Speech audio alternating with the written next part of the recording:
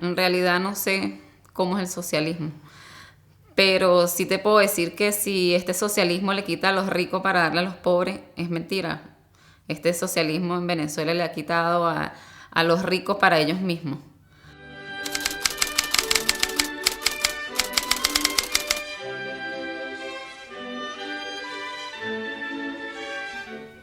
¿Quién es Suheimar Armas?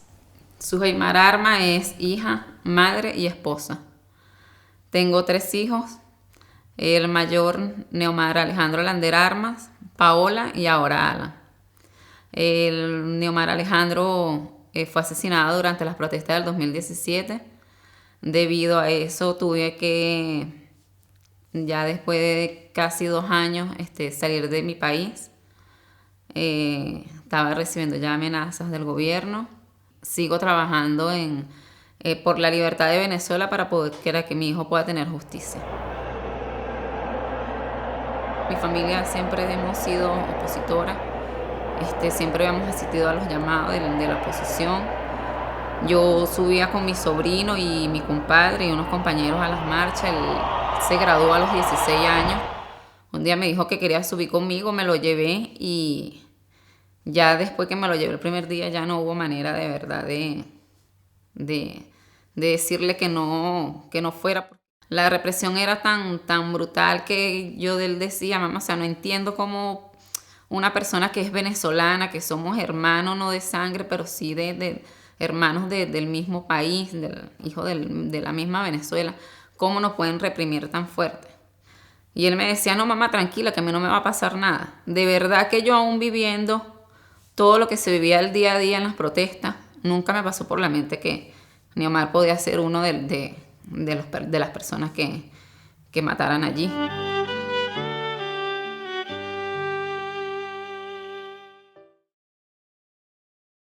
En el caso mío, yo no acepto que haya una transición con personas que tienen las manos manchadas de sangre de venezolanos.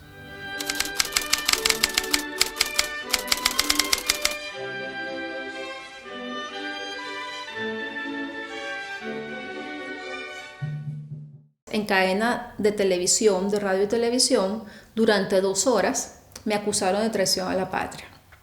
Esa fue mi primera acusación. Pusieron mi foto en la televisión durante 2 horas mientras hablaban y decían todo lo que estaban diciendo de mí. Me grabaron durante 6 meses en el teléfono local de mi apartamento, de mi hogar, y fueron pegando y cortando conversaciones, hicieron todo un aparataje para decir que yo los traicionaba con el imperio y que yo era una traidora porque yo los malponía en las instancias internacionales de protección diciendo que ellos violaban los derechos humanos. Nosotros con la defensa contribuíamos a las manifestaciones. Eso era lo que ellos decían, ¿no? Que como los manifestantes tenían quien los defendiera, entonces nosotros formábamos parte de esa desestabilización, ¿no? Y bueno, la que siempre ponían en la pantalla era esta que está aquí, ¿no? Aquí está Tamara Sujú, ¿no? Una de las abogadas, y me metieron en un expediente por conspiración. La fiscalía me citó para ir a declarar en la policía política, ¿no? No a la fiscalía, sino a la policía política. Fui la primera abogada defensora de derechos humanos que fue citada de esa manera por un expediente de conspiración. Cuando venía caminando para llegar a la parte de abajo, dije, esta es mi raya amarilla, ¿no? Esta es mi raya amarilla. Entonces decidí en 15 días irme del país, no darle la oportunidad a ellos ni de primavera de libertad, ni de volver a ir a atestiguar para que me dejaran, sino que simplemente dije, me voy. Empezaste la lucha fuera. Como un tren. En todos lados el socialismo ha traído violencia, miseria, desgracia, destierro, deshonra, en todos los sentidos.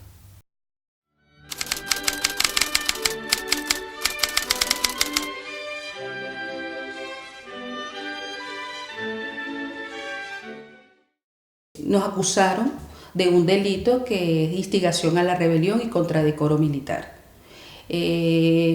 Por el simple hecho de un grupo de compañeros oficiales de distintos grados, se conversó y se planteó de que, bueno, que ya era ya basta de tanta represión, de tanta tortura, que lo que se veía en los medios de comunicación. Y bueno, se habló de que era necesario, más que todo, plantear al gobierno de Nicolás Maduro en ese tiempo, de que, bueno, que no estábamos de acuerdo con esas políticas de Estado.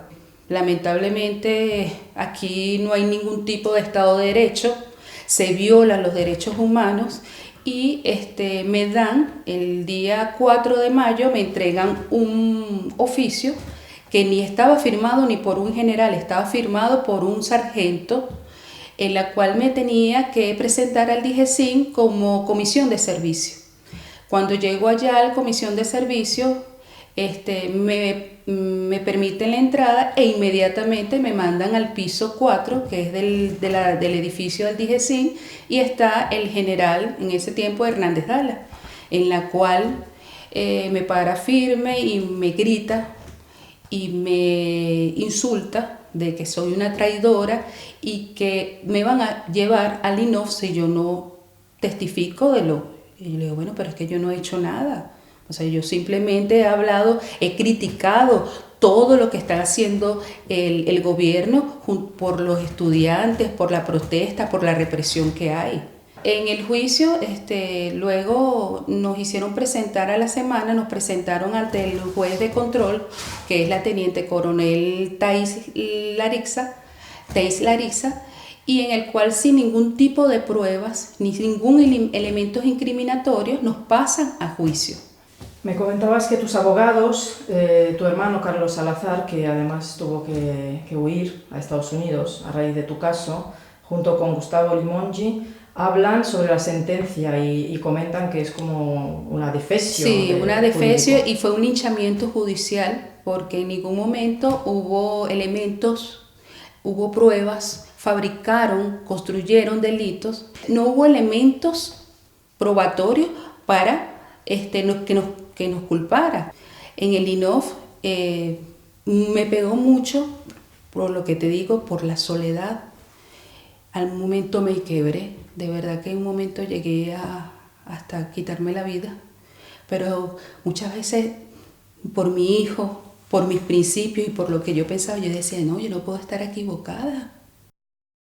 Las torturas que están ocurriendo hoy en día en los centros de inteligencia, en especial en el DGCIN, la División de Contrainteligencia Militar, son las peores que yo he visto, las más crueles, las más agresivas físicamente.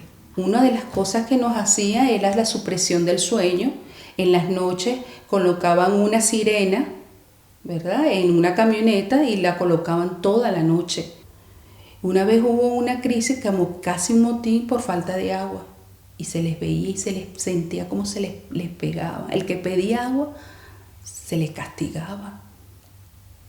Se les castigaba. O sea, esa es la humanización que ellos, que a punta de golpe tú vas a cambiar. No lo creo, de verdad. Así crean el hombre y la mujer nueva. Sí, así es el socialismo del siglo XXI para ellos. Llegué a pesar 49 kilos o menos. Toda tortura en una detención arbitraria incluye la detención arbitraria en sí misma, y en el caso de Venezuela, el 90% violencia sexual.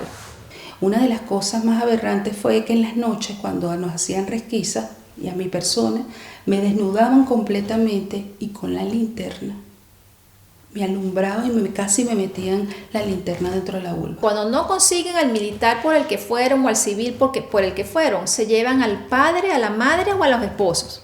Pero también te castigan como mujer porque no te permiten ver constantemente a tu hijo, porque hay visitas especiales y solamente se ven al niño 2 veces al año. Cuando yo estuve en el Fénix Lara, yo duré 7 meses sin ver a mi hijo. Cuando yo lo vi, mira, es algo que tú dices, bueno, yo tengo que darle fortaleza a mi hijo para que no me vea mal. Los métodos para causar más daño físicamente son terribles. Desde el año 2018 han cambiado y ya buscan hacer daño, ya buscan dejar huella. Y sobre todo el Fénix Lara es un campo de concentración. de reeducación, de adoctrinamiento militar ideológico chavista y hacia el socialismo. Es impresionante y de una u otra manera te denigran como persona y es como que quisieran lavarte el cerebro de que tú tienes la culpa de lo que tú piensas. La libertad no es gratis, no es gratuita. La libertad hay que lucharla, hay que pelearla. Y lo único que puedo decir es que es muy fácil de perderse y muy difícil de recuperarse.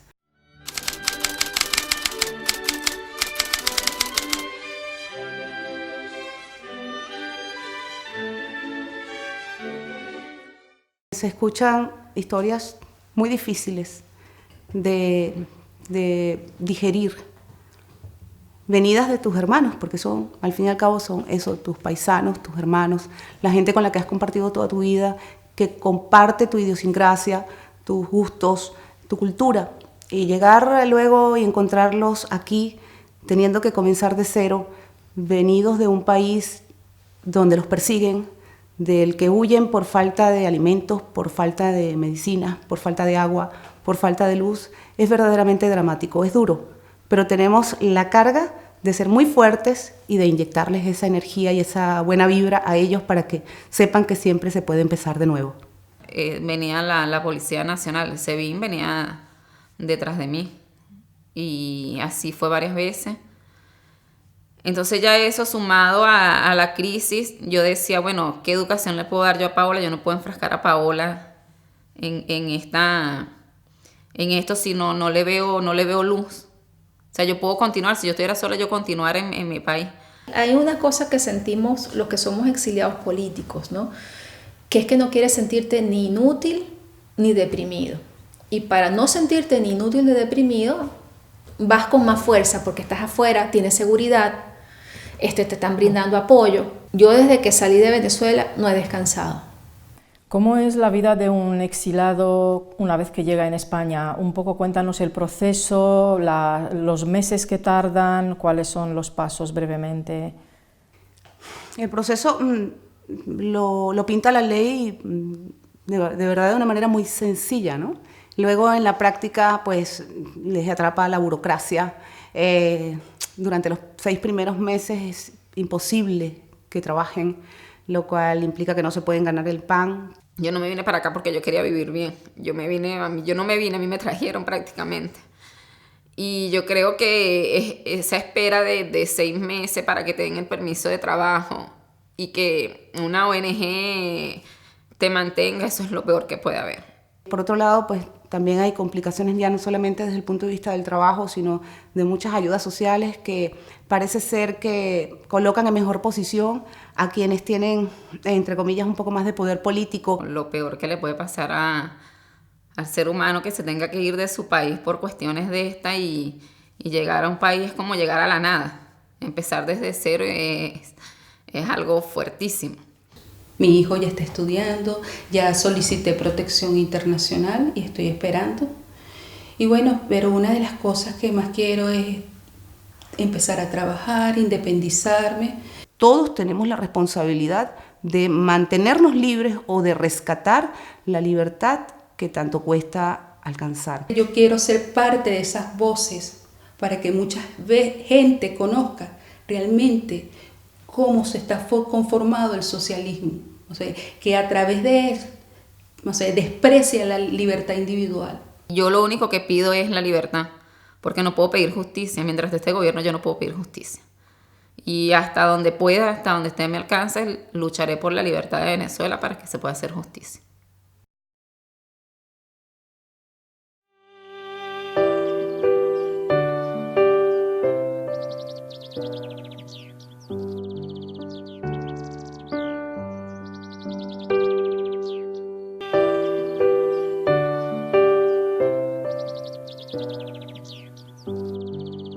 Yo no sé si a ustedes les ha pasado en algún momento que se sienten nómadas, ¿no? Sí.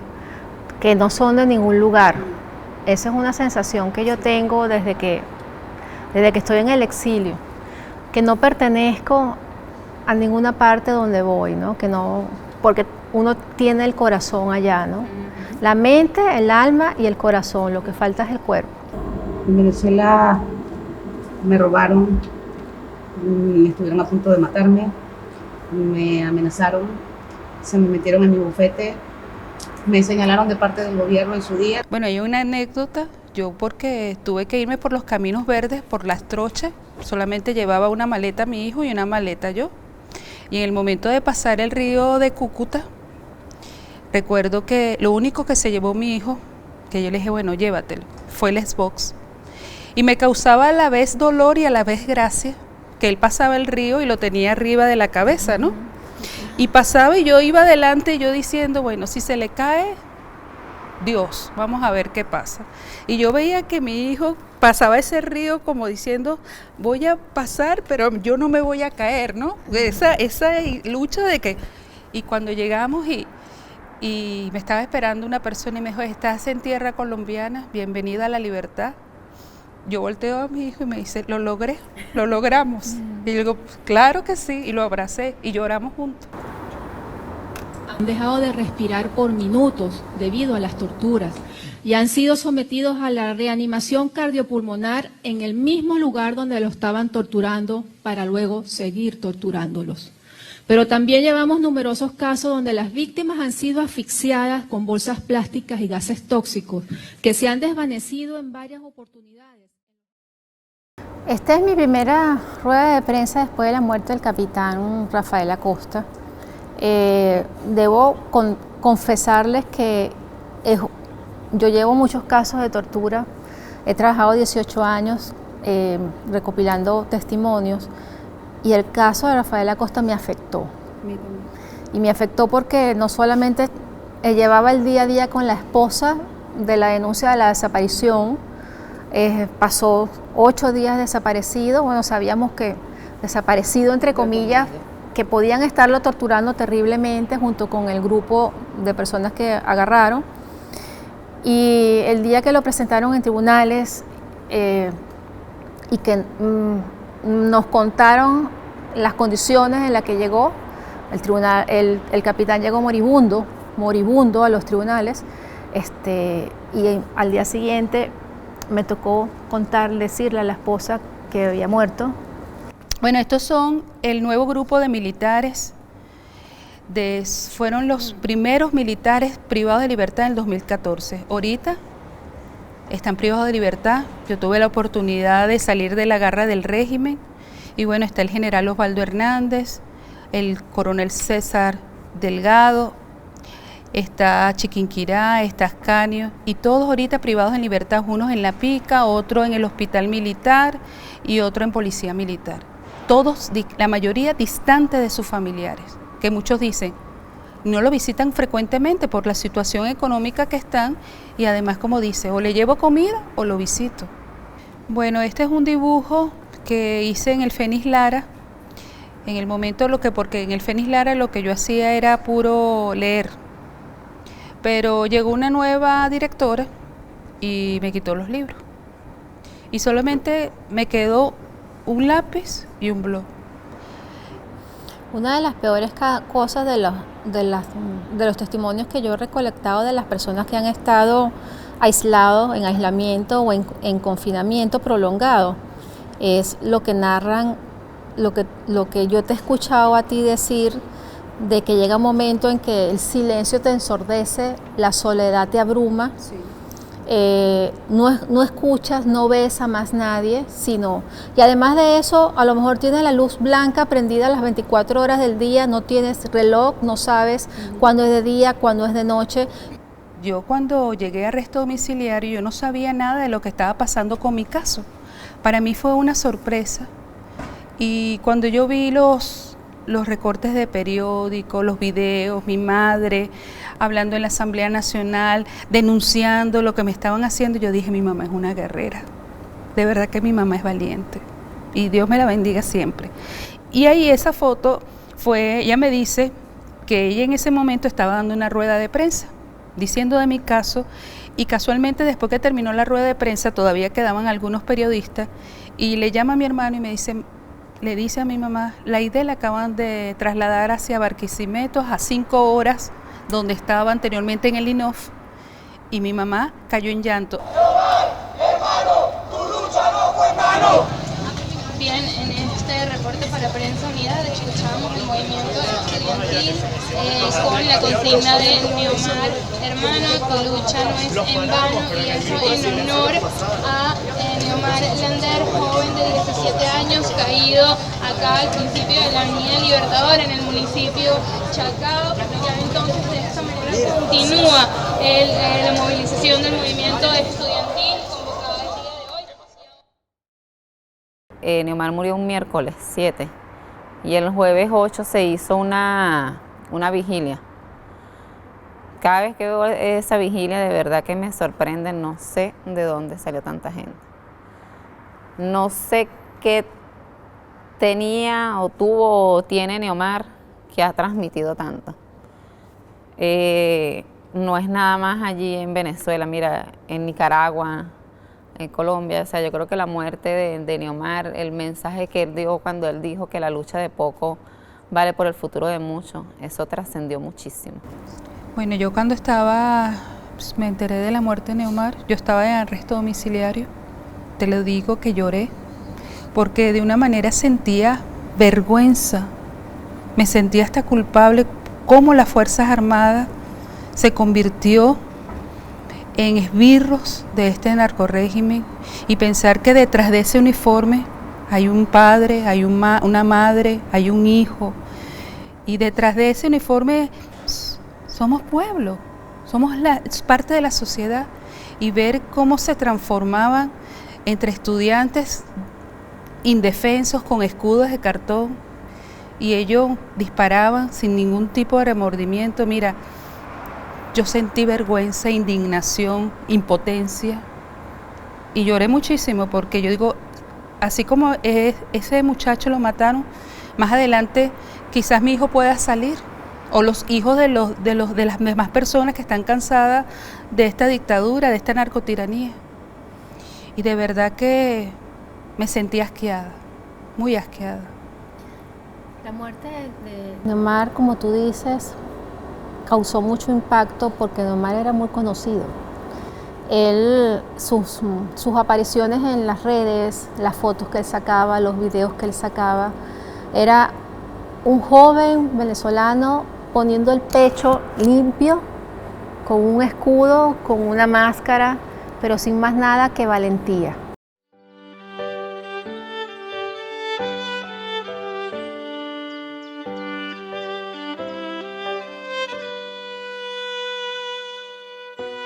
Venezuela está profundamente destruida en todos los ámbitos. Bueno, yo creo que el socialismo del siglo XXI es sinónimo de destrucción.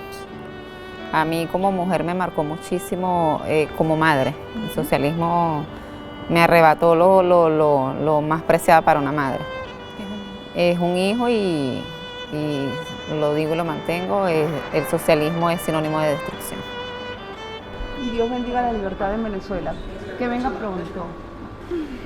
Fuerza, ¿no? Tenemos unas guerreras somos. Y vamos a seguir. Venezuela lleva nombre de mujer. Así es. Venezuela. ¡Viva Venezuela libre, próspera y sin socialismo!